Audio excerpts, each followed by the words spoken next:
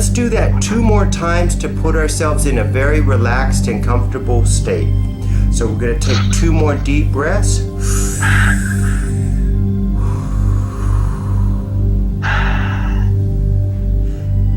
One more. Okay. Excellent, excellent. Are your eyes shut? Yep. Okay. In a moment, I will ask you to squeeze your eyelids shut tight. Squeeze your eyelids shut tight now, tight as you can, tighter and tighter. Feel that tension in your eyelids. Now relax them. Keep them closed and notice how heavy and sleepy and relaxed they feel. Let that feeling of relaxation spread to the other muscles, the tiny muscles in your face, around your mouth, around your eyes, going down and relaxing your neck and shoulders. Let it all feel loose, limp, and relaxed.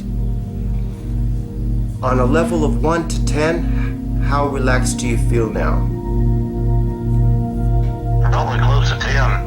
Excellent. You're doing perfect. You're doing perfect. Okay. In a moment, Manfred, I'm going to ask you to squeeze your hands into tight fists. Squeeze your hands into tight fists now, tight as you can, tighter and tighter. Feel the muscles tightening in your hands and in your upper arms, in your forearms. Now relax them completely, and notice how heavy and sleepy your arms and hands feel. Let that feeling of deep relaxation spread throughout your body. Let that feeling of relaxation spread to your midsection, to your abdomen, down your legs and thighs, all the way to the tips of your toes and feet. Relaxing yourself completely. With your eyes closed, Manfred, I'd like you to do a quick body scan. And from the inside of your body, I want you to look for any pockets of tension, any muscles that are tense or nervous, any nerves that are too tense, and send them a quiet, gentle message of peace and relaxation. And let those muscles naturally let loose and let go so that you could relax even further. Manfred, in a moment, you're doing perfectly. You're doing perfectly. I want you to imagine your own private and beautiful beach. This is your beach and no one else is there. It is a perfect beach, and so it's got perfect weather. You can look up in the sky and see a clear blue sky with soft white clouds and a bright orange sun. Can you see the sky? Excellent. You're doing perfect. Now, as you look across at the water, you could see a beautiful blue ocean. You could see the way the sunlight shines on the water. And off in the distance, you could see a small white sailboat as it gently crosses the horizon, going who knows where. That's easy to do because we go to New Smyrna Beach, Florida, when we're down there. Excellent, excellent. Use that. I love the beach. Awesome, awesome. And use that beach. It sounds like one of your favorite beaches. So use that one to make this scene real for you. Use your imagination and your memory from that Florida beach, and you can put. Were there seagulls at the beach? Okay, put some seagulls there. Was there any seaweed on the beach? A little bit, yeah. Okay, a little bit. How about seashells and starfish? Actually, I see a few crabs up there too down there. Excellent. You're doing perfectly. Perfectly. Now we're going to try something a little harder.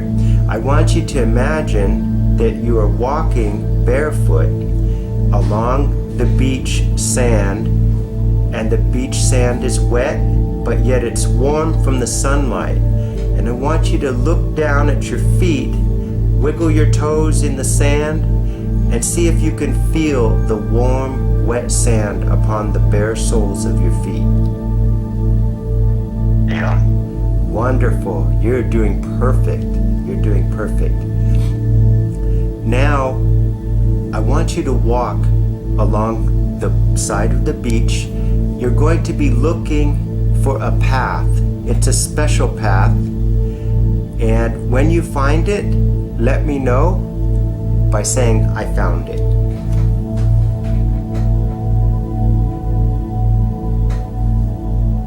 I found it. Excellent, excellent. This path, we're going to walk along it. This path is going to take you away from the beach and into a forested area. This path is full of natural beauty. You can see some ferns over here, and here is an old tree with moss on the side of it. You've got pine needles covering some parts of the path.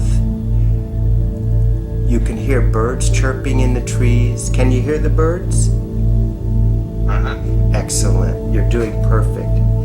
And as you walk down this path of peaceful feelings, the longer you walk on it, the deeper your sense of relaxation will become.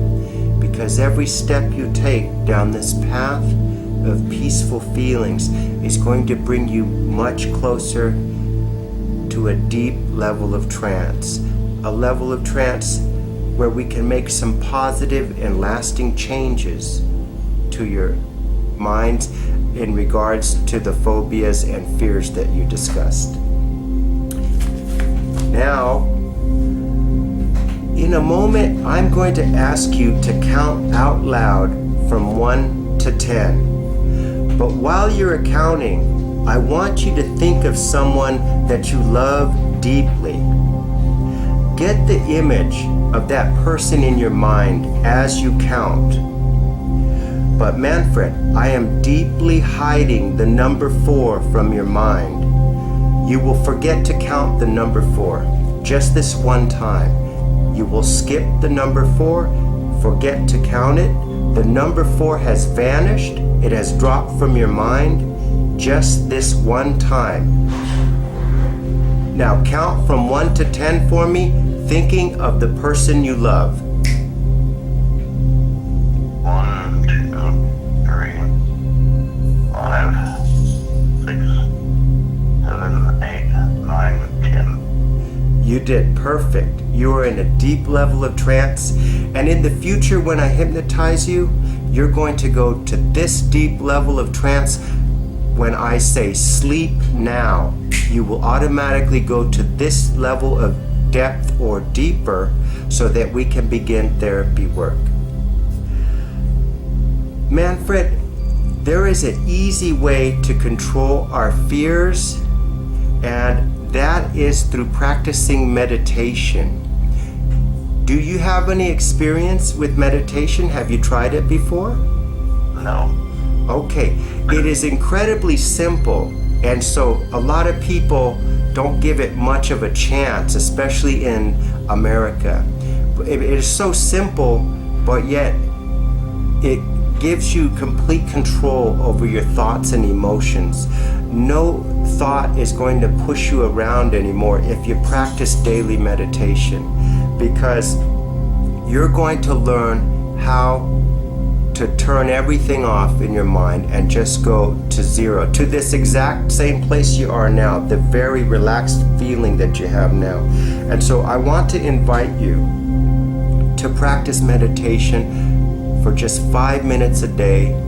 I will send you some recordings that will help you learn how to do it, and it is a whole lot of fun, and most of all, it's going to reduce the fears that you have. It's going to help you sleep a whole lot easier, because again, it's a very relaxing feeling. Once we tell our mind to relax and trust us, we've got this, your mind will listen and your mind will relax. So I want to invite you to practice meditation, be open-minded, and give it a chance. And I promise you, it is going to reduce your fears and help you sleep much better.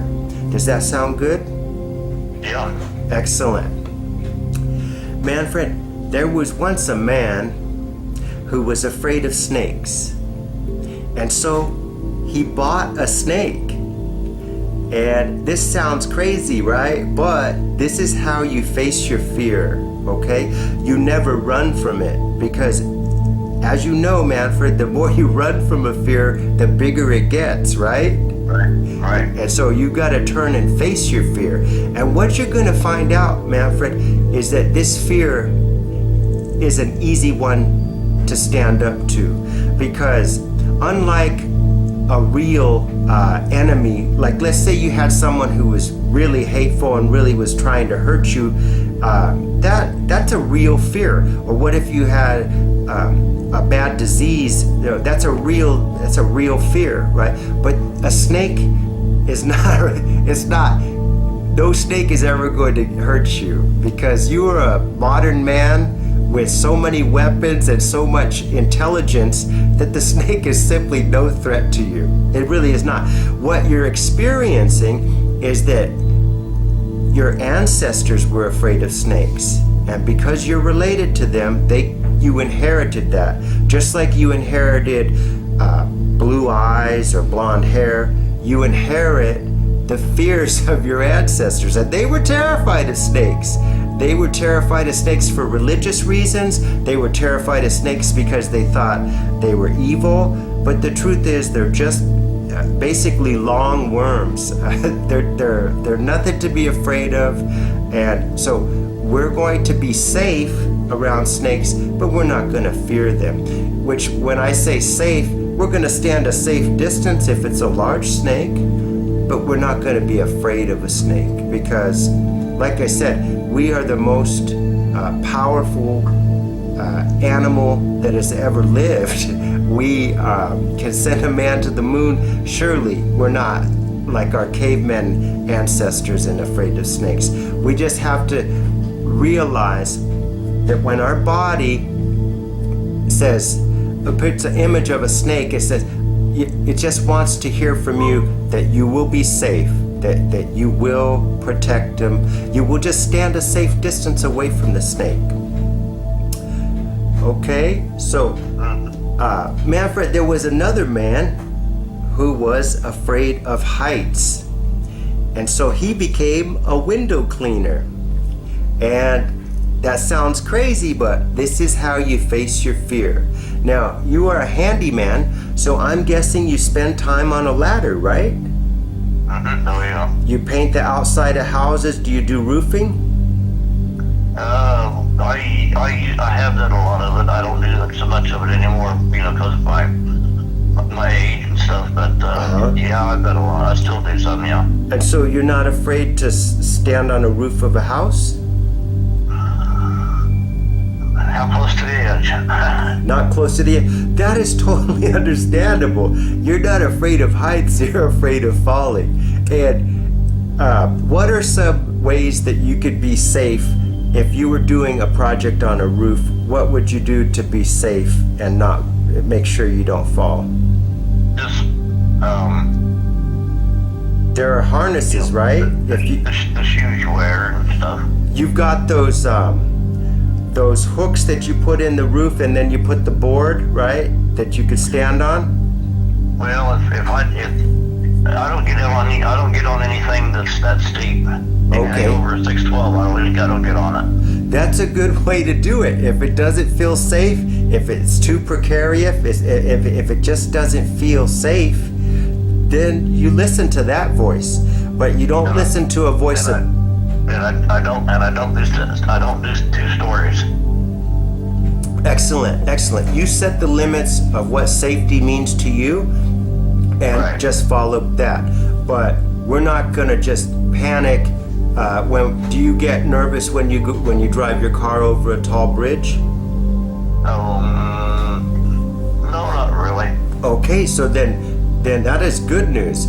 Do you fly? Do you fly in an airplane? Yes. Oh, and you're okay with that? Yeah. So, well, we've already solved one fear. So, yeah, nobody wants to fall. Falling is Well, really. Like I've been telling you, I'm not as bad about things as I used to be because I've been trying to overcome them. Like, now if you'd have told me 5 years ago, you're on a plane, Yes. I've been saying, yeah, bring it on, but you better bring your lunch. Now the first time I got on a plane, of course, when they turn, when they turn sideways and stuff. Yeah. I was leaning over trying to correct it, like my couple of ounces is going to make a difference in that plane, But I'm good. I'm okay with it now. Hey, I was watching this video yesterday, and this lady, she was in an airplane, and she's religious, right? And so when the plane takes off, she's like this, God, my Savior, God, my Savior, God. And she just kept shouting, and, all the other passengers are trying to calm her down. But her fear just spread to the whole plane. And that's an example of a thought that just got too much negative energy. And it's okay to be nervous, but we don't let our fears overwhelm us, because then we're paralyzed. Have you ever seen like a mouse that is with a cat? It gets so frightened it just freezes up and it can't move. And so we don't ever want to let our panic take over.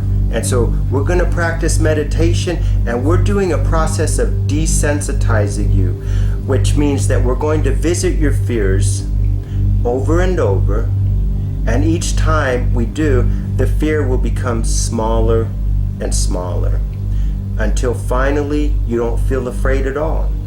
Now, we've made a lot of progress. You have made a lot of progress with your fear of heights, because you're able to get on a plane, you're able to drive over bridges, you're able to stand on a roof to do some work. So those are great.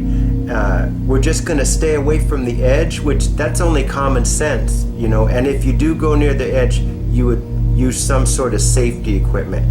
As a window cleaner, I used to wear a safety harness if I was on a swing stage. Do you know what a swing stage is? I'm not sure. Is that like the scaffold that hangs? It's a basket that comes off the roof of a 20-story building, and the basket has a hydraulic, and the basket lowers, and as you clean one floor of windows, you lower it to the next until you go all the way down. I'm not going to get on one of those. Yeah, well, we have safety equipment there. We have two cables. One controls the basket, but another cable is just connected to our harness. So that if the basket fell completely, I would just be dangling there by my harness until the firefighters came.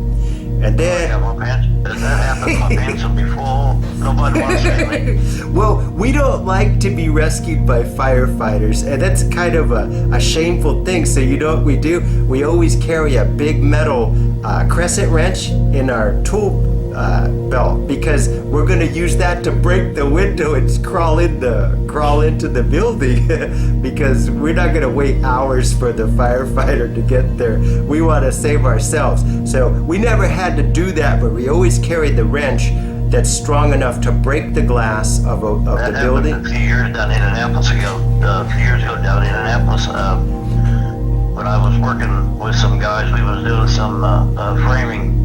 Metal framing in a big building down there, but we was putting Scotty's brew house in one, and there was a window washer right down the road, and their thing messed up, and one end of it dropped, and they were hanging by the harness.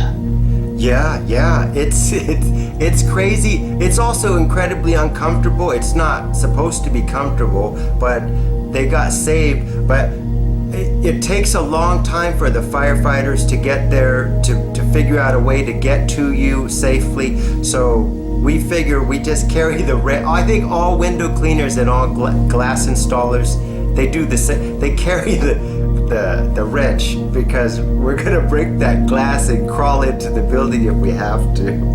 But yes, I brought up that point to let you know that, yeah, this is how we face a fear, you know, because as you know, if a thought is being a bully, it just gets bigger and bigger until we stand up to it. You know, we had to say, hey, also, when you were describing your friends who wanted to tease you with the snake and make you scared, okay, your reaction was an overreaction, and that made the fear much stronger, because you pulled a gun when you saw the snake. That's an overreaction, because, you know, you could have easily killed the snake with just a shoe or something. It's not you know. Oh no, not this thing. This thing was huge. Yeah? Was it bigger because you were afraid? It just made this thing mad.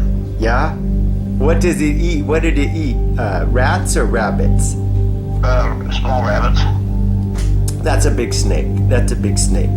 Oh yeah, it was big. It was like 9, 10, you know, 8 to, it was over 8 foot. That's a big snake. And so, you know, again, we're gonna eliminate any fear by just standing a safe distance from the snake. If a snake is 8 or 9 feet, then you want to be a good 20 feet away from it, because that's the safe zone. And so, you know, the right thing to do is to stay a safe distance from it, and then your fear is gonna naturally go down. So I want to do a little imagination exercise now. So let's take a deep cleansing breath in through our nose and out through our mouth, relaxing completely. And I want you to imagine in your mind that you're entering PetSmart, and you're walking through the automatic doors, and you're passing the dog supplies and the stuff for cats and the fish, and you're heading over to the back of the store where they keep the reptiles. And I want you to walk up and notice the snakes in their glass cages. Can you see the snakes in the cages? Okay, now Manfred, you're perfectly safe because they're in their cages, and PetSmart doesn't have any giant snakes. They sell boas, they sell pythons, but they're small when people buy them, and they get big after when they grow up.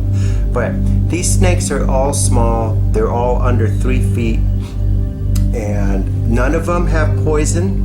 None of them are poisonous, and none of them have fangs. So they only have gum, as if like a person with no teeth. That's all they have, a ridge of gum. And so do you feel any fear now as you look at these snakes? As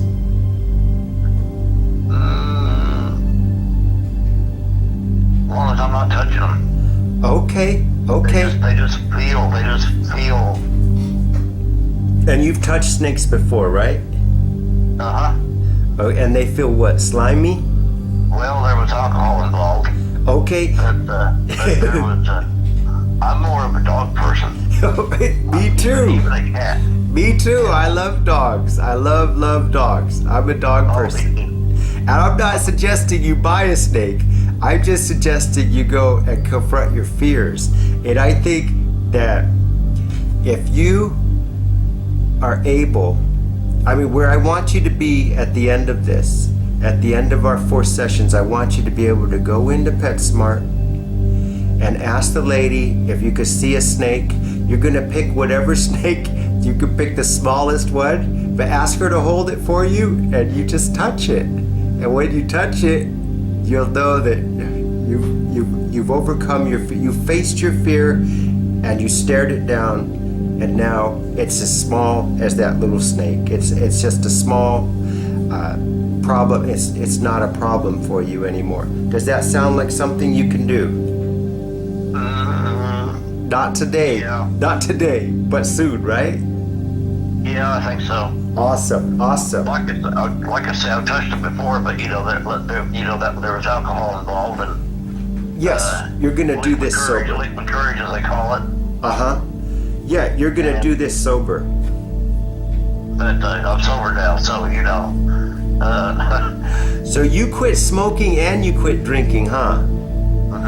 See, that's something to be really proud of, man. For a lot of my clients, they can't quit the drinking and they can't quit the smoking. Usually, it ends up ruining their lives. It becomes a big problem, and so I was smoking about five, 6 packs a day. Oh my God, that is horrible. I just quit cold turkey.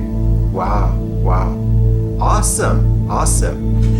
That is so, that's a powerful victory and a powerful accomplishment you did. And the same with alcohol. I know that wasn't easy either, right? Well, no, I mean, not really. Well, yeah, I mean, yes and no. You were done. It had its days, You were done, huh? There was days it was stronger, there was days that I was stronger. We had our battles. I'm glad you won, and you feel better now, huh? But I mean, I still have a beer. I still have a beer occasionally. I ride motorcycles, so we have a group. And we have bike night every week. And it's usually at a restaurant. That has alcohol, and I'll have a beer or something. With my meal. But that's pretty much it. Whereas where I used to, me and a friend of mine, we would knock out a half a gallon every night. Wow. Plus a case of beer.